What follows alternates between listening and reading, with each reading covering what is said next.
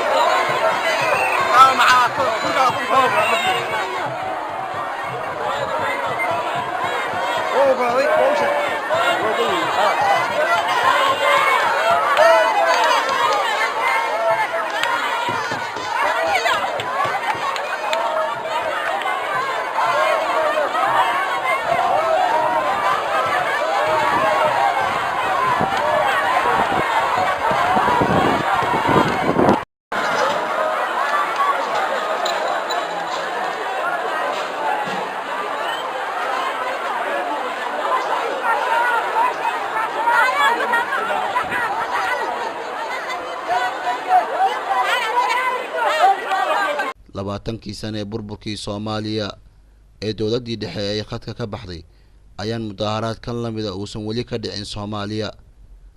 Cabdiwahaab Maxamed Cabdi, All SSC, Nairobi, Kenya.